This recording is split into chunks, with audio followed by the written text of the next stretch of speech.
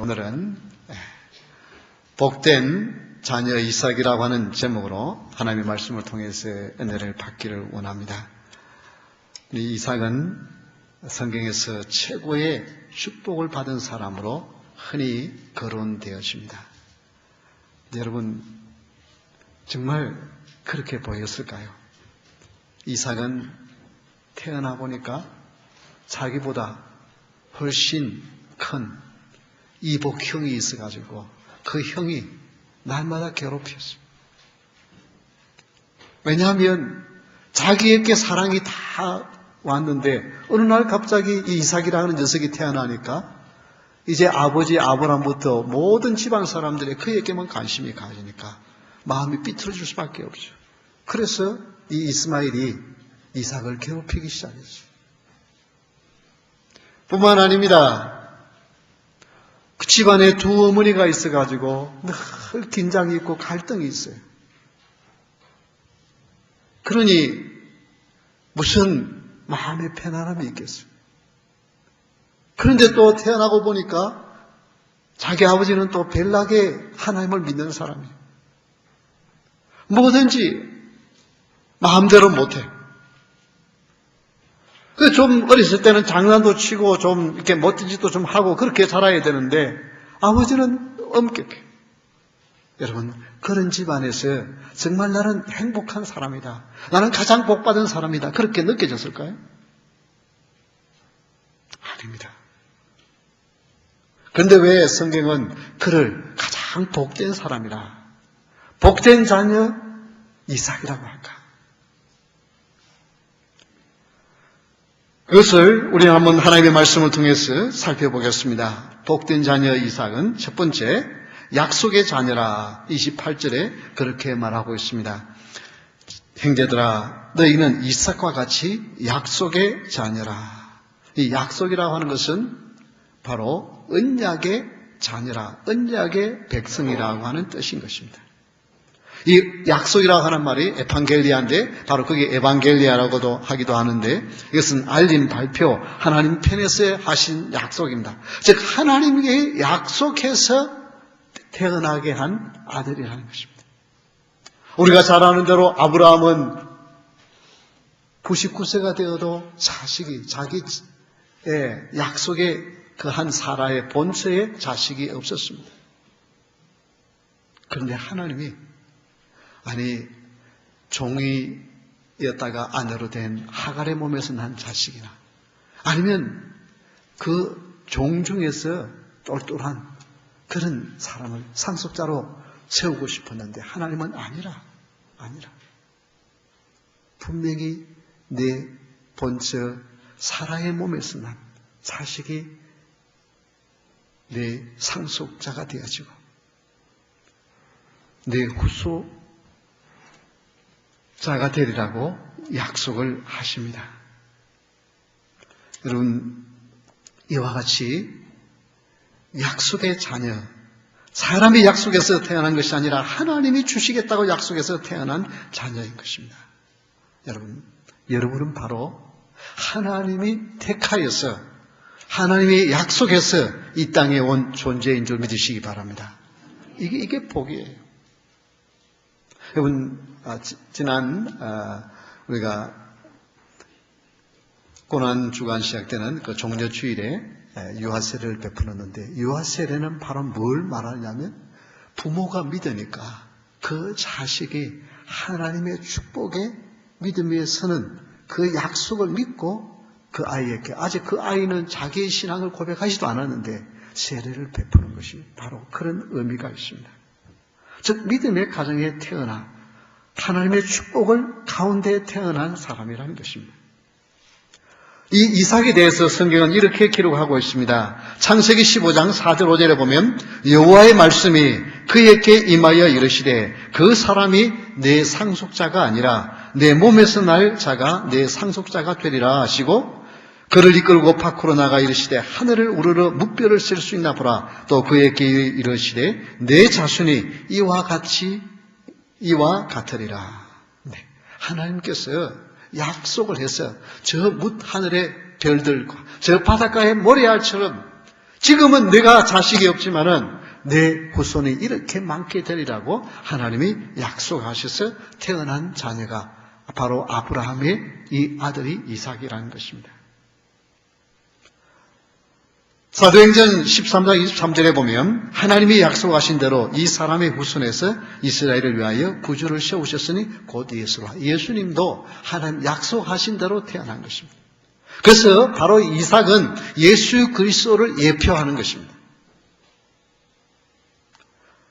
복된 자녀 이삭은 언약의 자녀이기 때문인 것입니다. 하나님이 약속해서 태어난 사람이기 때문에 그렇습니다. 여러분, 하나님은 교회를 귀중하게 여기십니다. 그래서 이 말씀을 통해서 하갈과 사라는 바로 거짓 교회와 참 교회의 차이점이 무엇인가를 가르쳐 준다고 설명하고 있습니다. 여러분, 그 창세기 12장에 보면은 그런 재밌는 이야기가 나옵니다. 창세기 12장 14절에 보면 아브라함이 애굽에 이르렀을 때에 애굽 사람들이 그 여인이 심히 아름다움을 보았고, 자, 이때가 어느 때냐면은 지금 아브라함하고 그 아내 사라가, 아브라함은 75세, 사라는 65세, 그렇게 나이가 되어서 하나님께서 어느 날 갑자기 가나안 땅으로 가시라는 거예요. 그래서 가나안 땅에 갔는데 그만 그 땅에 이 흉년이 들어가지고 먹고 살 일이 없어서, 먹고 살 수가 없어서 이제 이집트로 가나안 땅에서 애굽으로 내려갑니다. 그런데 내려가는데 그 65세 된 사라의 얼굴이 너무나 예뻐가지고 보는 사람들이 눈이 뒤집어져. 그리고 그 소문이 바로의 공주들이 보고는, 바로의 그 신하들이 그걸 보고는 바로한테 이야기를 합니다. 이 한 사람이 가나안 땅에서 내려왔는데 너무너무 멋집니다. 그러니까 어떻게 해요? 데리고 오라 그래요. 자기 아내 삼으려고. 이 바로가. 여러분, 그런데 상상해 보십시오. 그때 나이가, 사라가 몇 살이라고 그랬습니까, 제가? 65세. 65세 된, 요즘은 할머니는 아니지만, 그래도 중년이잖아요? 네. 근데 그 65세 된 중년 부인이 얼마나 예뻐서 그랬을까? 좀 너무 뻥이 심하잖아요? 그렇죠? 아니, 바로가 처녀가 없겠어요? 아니, 그냥 참 65세답지 않게 참 젊어 보이고 참 예뻐 보인다. 그렇게만 기록을 해놓았으면 좀 믿을만 하잖아요. 그렇잖아요? 근데 65세가 되었는데도 바로도 침을 흘리고 아내를 삼으려고 데리고 왔다 가니까. 이게 지금 뭘 지금 이야기하는 거예요? 여러분, 우리 하나님이 교회를 보실 때 그렇게 보신다는 거예요. 세상 사람들이 교회를 보고 아무것도 아니라고 이야기합니다. 오늘날 너무나도 욕을 많이 하고요. 우습게 여깁니다. 근데 하나님은 교회를 예수님의 피로 값주고 산 교회이기 때문에 교회를 그렇게 귀중하게 여기고요. 하나님은 교회를 통해서 축복하시고요. 그래서 세상의 머리로 교회를 세우셨다고 말씀하십니다. 이것은 지금 사라가 그렇게 정말 예쁘다. 그렇게 예쁘지만 그게 65세가 되어서 예뻤으면 얼마나 예뻤겠습니까? 하나님이 그를 귀중히 여기니까 귀중하게 보이는 거예요. 여러분, 교회가 별것 아닌 것 같아도요. 교회가 얼마나 귀중한지. 그 교회에 나오는 성도들이 예수의 법의 피로 값주고 산 여러분들을 하나님은 이삭을 약속의 자녀이기 때문에 그를 놀랍게 축복하신 것처럼, 그를 귀중히 여긴 것처럼, 그가 어디를 가든지 복을 주시는 것처럼 교회에 나오는 여러분들을 하나님은 귀중히 여기신 줄 믿으시기 바랍니다.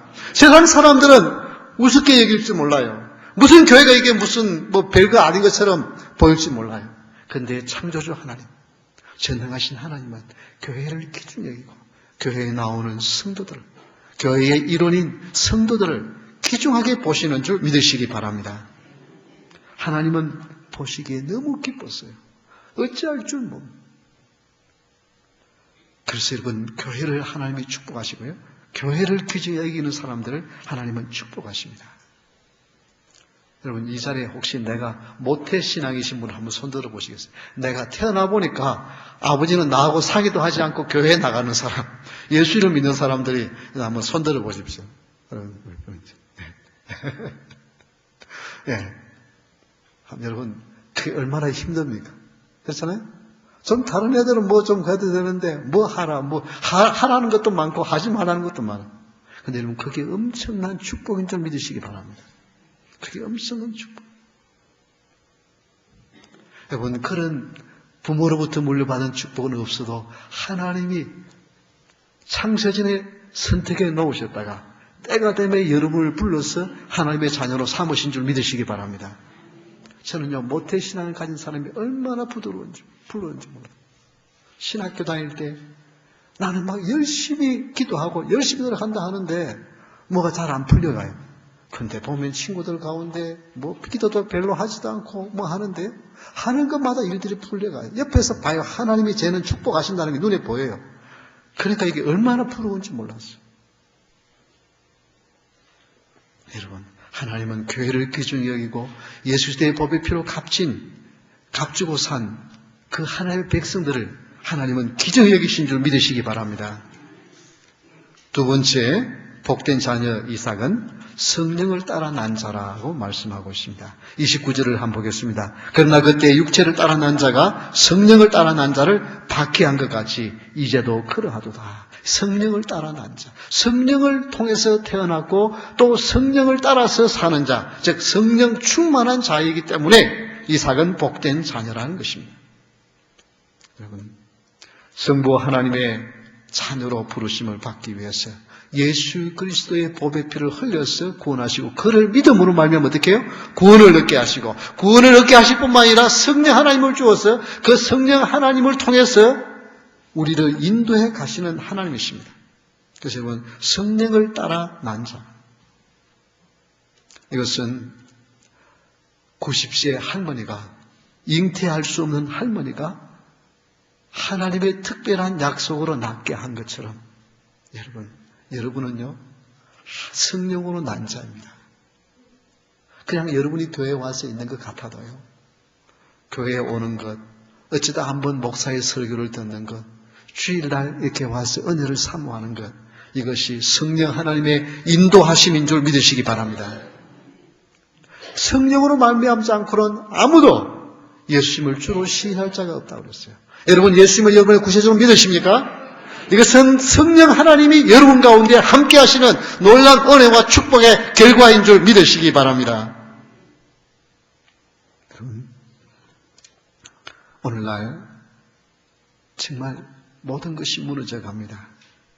가장 그래도 살아있고 가장 그래도 깨끗하고 그래도 가장 중요한 곳이 어디여야 됩니까? 교육의 현장이잖아요. 교육의 현장이어야 돼요.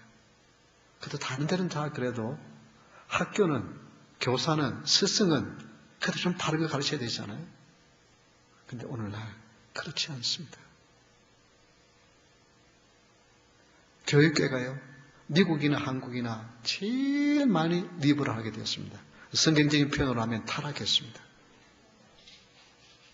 그래서 미국에서 노조 중에서 가장 리버럴한, 가장 자유스러운 노조가 교사 노조입니다.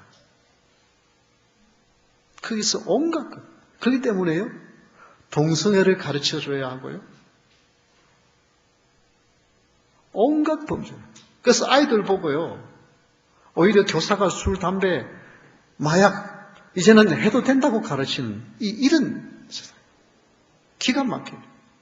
여러분, 대학을 보내본 부모들은요, 우리 아이들이 참 상아탑에 가가지고 귀하게 공부하고 이제는 생각하는데, 그 아이들이 뭐라 그래요?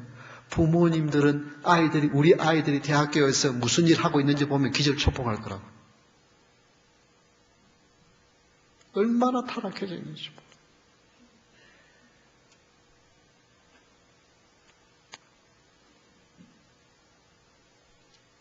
우리는 여기에 소망이 없습니다.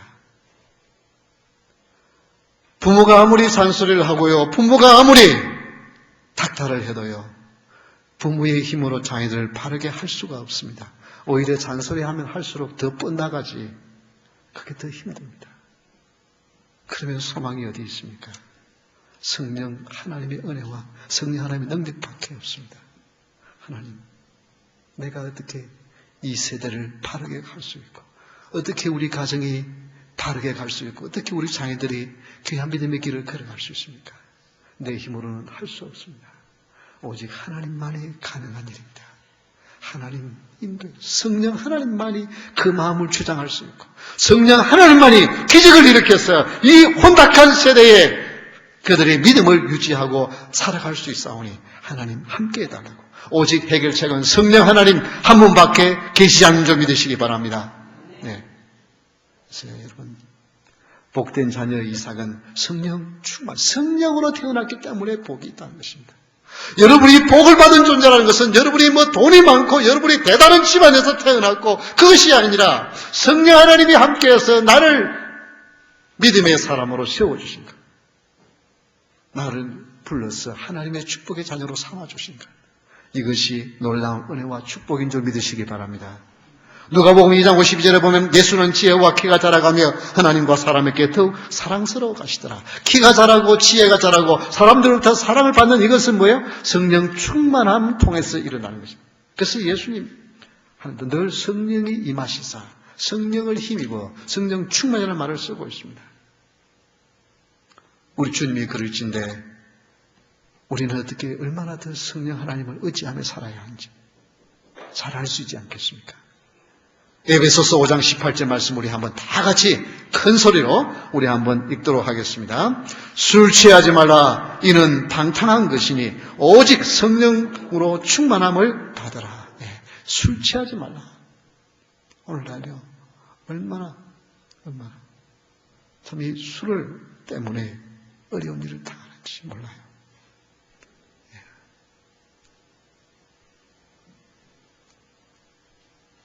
정말 힘들게 어렵게 사는 사람도요, 그냥 어떻게 술 먹고 한번 음주운전을 걸리면 캐시로만, 돈으로만 15,000불 이상이 날아가야 됩니다.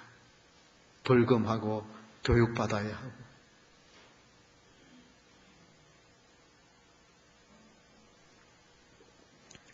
그런데 사람들은 그걸 무서운 줄 몰라요. 그런데 오직 성령 충만을 받으라. 이거는 해도 되고 안 해도 되는 것이 아니라 하나님이 명령하신 거예요. 성령 충만을 받으라. 성령 충만하지 않고는 이 세상을 바르게 살 수 없고 이 세상을 하나님이 축복하는 믿음의 길을 걸어갈 수 없으니까 내 힘으로는 안 되니까 성령 충만을 받으라고 하는 거예요. 하나님의 명령입니다. 우리 한번 따라합시다. 성령 충만을 주시옵소서. 여러분, 이것이 여러분의 간절한 기도의 제목이 되어야 됩니다. 그냥 나 성령 충만해 주십시오. 하나님, 내 힘으로는 안 되네요. 신앙생활 내 힘으로 열심히 해보려 해도 이게 안 되네요. 그야말로 작심삼일이네요. 하나님의 성령 하나님의 능력이 필요합니다. 성령 충만을 구하십시오. 하나님의 능력입니다. 그리고 이것은 현재 행입니다. 나 옛날에 성령 충만 받았어. 그렇게 자랑하는데요. 성령 충만을 경험해보지 못한 사람에 비해서는 빨리 성령 충만을 받을 수 있고 전에 한번 그런 경험을 한 사람은 상당한 유익이 있습니다. 그러나 지금 현재 성령 충만을 받지 아니하면 결코 믿음의 길, 승리의 길을 걸어갈 수가 없습니다.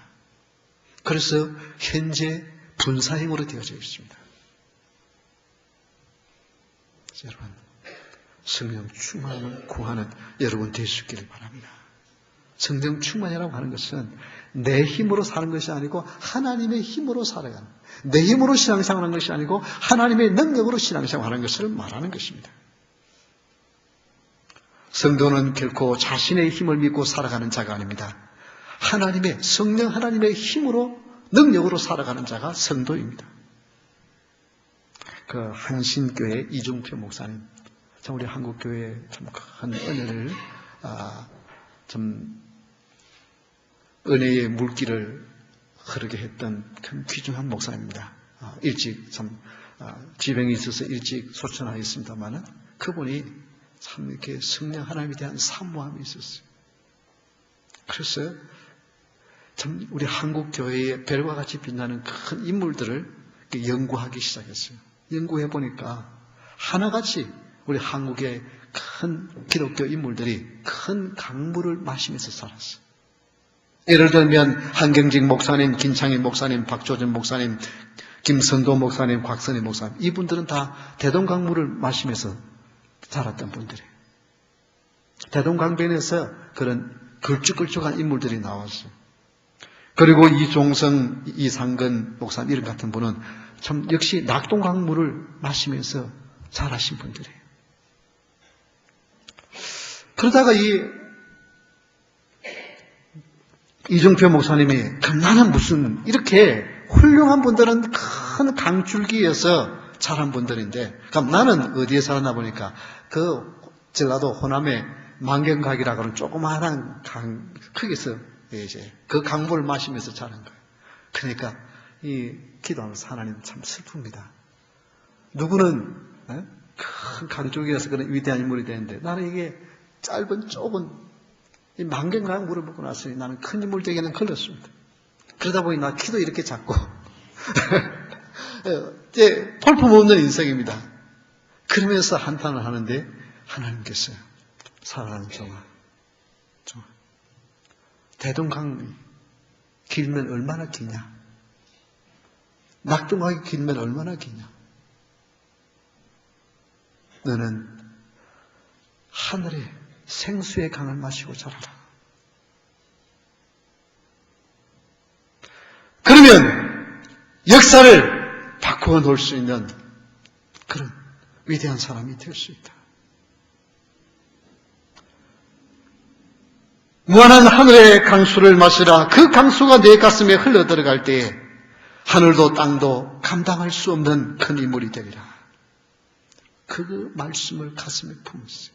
이 목사님, 나는 집안도 별 볼 일 없고 땅도 호남 땅, 소외된 땅이고 강도 만경강이라고 하는 조그마한 강가에 살던 사람인데 그러나 나는 생수의 강을 마시겠습니다. 그러면서 하나님 의지하며 했는데요. 이 한국신학대학 출신 이 기장에는 큰 교회가 없습니다. 그분들이 그렇게 우리는 CR이 그래가지고 우리는 큰 교회를 못한다. 그러면 글쎄 뭐 사회 정의운동 뭐 이런 거에는 막 앞장서는데 큰 교회를 하는 분이 잘 없어요. 그런데 이분은요 한국 교회 걸쭉한 교회를 못했어요. 그래서 수많은 사람들에게 꿈을 주었어요. 우리도 할 수 있다. 배경이 없는 우리도 하나님의 은혜면 성령의 능력이면 하나님의 일을 할 수 있다. 그런 수많은 꿈을 후배들에게 심어주고 떠나셨습니다. 여러분, 그렇습니다. 이 자리에 우리 모두가 여러 가지 배경으로 보나 뭐로 보나 볼 것 없지만은 성령의 충만을 받으면 하나님이 기뻐하시는 값진 인생, 귀한 인생, 복된 인생, 다른 사람들에게 베풀며 사는 귀한 삶을 살다가 주님 앞에 설 수 있는 줄 믿으시기 바랍니다. 이 길은 내 힘으로 하는 것이 아니라 하나님의 능력, 성령 하나님의 능력으로 이 길을 갈 수 있습니다. 세 번째, 복된 자녀 이삭은 자유 있는 자의 자녀이기 때문이라고 말하고 있습니다. 31절에 보면 그런즉 형제들아 우리는 여종의 자녀가 아니요 자유 있는 여자의 자녀니라. 즉 이 자유 있는 자의 자녀라고 하는 말은 천국을 소유한 자녀라 이 말입니다. 여러분 자유는 어디에 있습니까? 참된 자유는 예수님 안에 있습니다. 예수님 안에 있는 자는 뭘 소유한 자예요? 천국을 소유한 자예요.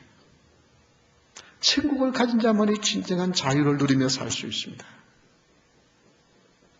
이스마엘이 어쩌면 훨씬 더 신체적으로도 사냥도 잘하고 힘도 있고 능력 있는 사람, 세상에서 얼마든지 잘 살 수 있는 사람이에요. 그런데 그는 약속을 따라 난 자가 아니고 성령을 따라 난 자가 아니고 육을 따라 난 자이기 때문에 그는 천국을 소유한 자가 아니었습니다.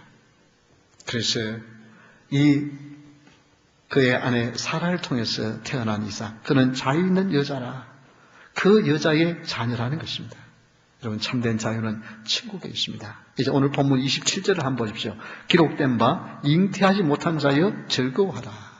잉태하지 못한 자가 즐거워하라는 거예요. 아니 그 당시에 자식이 없으면요, 이거는 창피한 일이에요.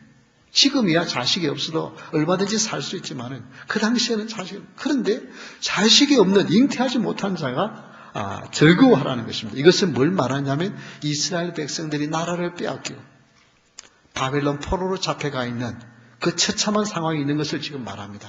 그런 자들이 뭐예요? 오히려 즐거워하라는 것입니다. 상고를 모르는 자여 소리질러 외치라. 상고를 모르는, 즉 아기를 낳지 못하는 사람이 소리져 외치라는 거예요. 왜 그런가? 이유가 그 뒤에 기가 막힌 말씀이 나옵니다. 이는 홀로 사는 자의 자녀가 남편 있는 자의 자녀보다 많습니다. 아니, 아기의 고통도 안 하고, 그렇잖아요? 남편도 없는 자가 아기를 가졌어요. 이게 가능한 이야기입니까? 불가능한 이야기죠. 이건 지금 뭘 이야기하느냐 하면은 육으로 난 자녀가 아니라 뭐예요? 이제 예수님을 통해서 시작될 탄생되어지는 교회를 이야기하는 것입니다. 교회의 성도들은 뭐예요? 다 성도 다르고 이름도 다른데 뭐예요? 예수 그리스도 안에서 뭐가 되었어요? 하나님의 자녀가 되었잖아요. 하나님의 축복의 자녀가 되었잖아요. 그걸 지금 말씀하시는 거예요. 그래서 우리를 향하였어요. 바로 너희들은 이삭과 같이 약속을 따라 난 자라고 말씀하는 것입니다. 축복의 자녀라는 것입니다. 여러분은 복을 받은 자녀인 줄 믿으시기 바랍니다. 네. 여러분 세상 사람에 비교해 보면요, 뭐 잘난 것도 없고 뭐 특별히 나눈 것도 없고요. 어쩌면 교회 안 다니는 사람들이 훨씬 더 똑똑하고요, 영특하고요, 가지가 많아요. 그런데 하나님은 우리를 향하였어요. 저 똑똑하고 힘있고 잘 살아가는 이스마엘보다 이삭이 내 약속의 자녀라고 말한 것처럼, 천국을 소유한 자라고 말한 것처럼 예수 그리스도 안에서 여러분을 약속의 자녀로 선택하시고 때가 되면 불러서 성령을 부어주시고 천국을 소유하게 한 여러분이 가장 복된 자녀인 줄 믿으시기 바랍니다. 네. 여러분, 우리는 천국에 들어가려고 노력하는 자가 아닙니다. 예수 그리스도께서 이미 천국의 길을 열어놓으셨고 그것을 믿기만 하면 되는 거예요. 내 힘이 아니라. 이것서 천국을 소유한 자는 진정한 자유를 누립니다. 여러분요, 나는 나는 이미 천국을 소유한 자고 지금 내가 천국을 소유한 자는요, 가장 자유스러운 삶을 살 수 있습니다. 여러분, 이 세상에 살면서요, 뭐가 가장 두렵습니까? 뭐가 가장 무서워요? 뭐가 가장 무서워요? 네. 그건 죽음이잖아요. 그렇잖아요? 죽음 앞에요. 사람은 두려울 수밖에 없어요. 그 다음에 여러분, 말은 담대하게 하지만은요, 막상 내가 딱 죽는다고 하는 그 죽음 앞에요. 그처럼 두려운 거 없어요. 그런데 그 죽음을 두려워하지 않는 사람, 이 사람이 천국을 소유한 자인 것입니다. 그래서 죽음 앞에 담대할 수 있고, 죽음 앞에 마음의 여유를 가질 수 있고, 죽음 앞에 감사할 수 있는 자. 이 자가 자유자가 아니고 누가 자유인입니까? 참된 자유. 요한복음 8장 35절 36절에 보면 종은 영원히 집에 거하지 못하되 아들은 영원히 거하나니 그러므로 아들이 너희를 자유롭게 하며 너희가 참으로 자유로우리라. 예. 하나님의 아들 예수 그리스도께서 우리에게 자유를 줍니다. 그것은 천국을 소유한 자에게 이제는 더 이상 죄의 종이 아니고 하늘나라를 소유한 자이기 때문에 이제는 진정한 자유를 누리며 삽니다. 여러분, 죄를 짓는 사람이 자유하는 사람입니까? 죄를 안 짓는 사람이 자유하는 사람입니까? 여러분, 죄 짓는 사람이 자유한 것 같죠? 천만에. 죄를 짓는 사람은 죄에 매여서 죄를 짓는 거예요. 그렇잖아요? 자유하는 사람은 그 죄가 우습게 여기는 거예요. 그게 세상 사람들은 못해서 안달인데 믿음의 사람은 그걸 보면 우습게 여기는 거예요. 이게 뭐예요? 성령이 함께 하시기 때문에 오는 천국을 소유한 자이기 때문에 누리는 축복인 줄 믿으시기 바랍니다. 마태복음 8장 12절을 보면 또 너희에게 이르노니 동서로부터 많은 사람이 이르러 아브라함과 이삭과 야곱과 함께 천국에 앉으려. 예, 아브라함, 이삭, 야곱이 어떻게 해요? 천국에 들어가는. 그렇기 때문에 그는 세상 사람들이 생각할 수 없는 참된 자유를 누리는 복된 사람인 거예요. 이제 5월 한 달 동안 이삭을 통해서 살펴볼 텐데요. 그 이삭이 얼마나 자유했는지, 이삭의 아버지 아브라함이 얼마나 자유했는지, 우리는 그것을 또 다음 주에 살펴볼 수 있기를 바랍니다. 여러분, 정말 나는 복된 자녀인가? 나는 복된 자녀인가? 아니라고 느껴질 수 있습니다. 세상적인 관점에서 보면 여전히 어려움도 있고요, 문제가 잘 풀려가지 않고요, 근심 걱정이 있고요, 여러 가지 문제가 나를 둘러쌀 수 있어요. 그런데 여러분, 그것은 하나님의 축복입니다. 우리 잠깐 이 동영상을 한번 보도록 하겠습니다. 이 앤더슨의 반전이라는 프로그램에 나오는 프로그램인데요, 이 90초, 1분 30초의 영상입니다. 우리 한번 잠깐 보겠습니다.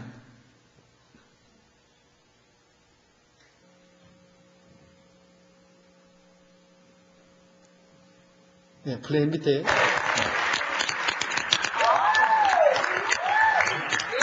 All right. All right, so what is your talent? What will you be performing today? I'm a speed painter, and I'm going to do a painting in a minute and a half or less. All right, 이제 here we go. 그림을 그린다고 합니다. Stream. 90초 만에 그림을 그린다고 하는데요.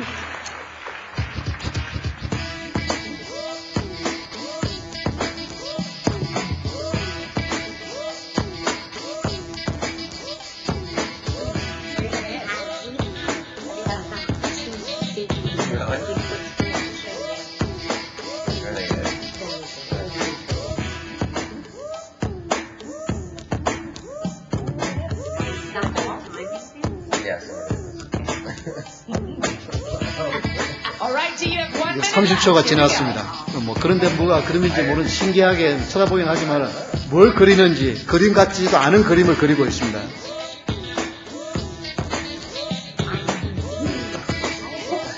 45 seconds, Dave. Here we go.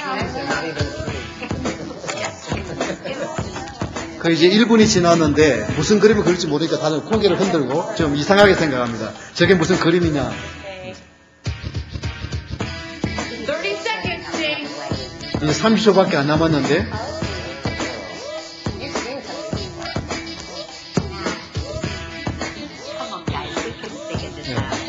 저게 그림이냐 이러면서 컴온 하면서 이제 좀 야유 비슷한 지금 이야기를 합니다. All right, it's coming down to the wire. 15 seconds, Dave. Come on. Give Go, us a Dave, five. three. Give us Come on, three. 이제 다 그렸다고 그랬습니다. Let's hear it for Dave Weststream. There we go.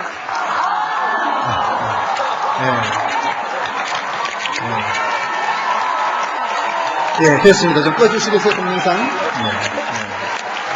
한번 보십시오. 그림을 다 그릴 때까지 이게 무슨 그림이냐, 이게 무슨 황당한 그림이냐 그런지. 그런데 어떻게 해요? 반전 뒤집어 놓고 보니까 뭐예요? 멋진 중년 남성이 나오시잖아요. 여러분, 우리의 인생은 그래요. 우리의 인생에 어쩌면 다 할 때까지 저게 무슨 복된 삶이냐?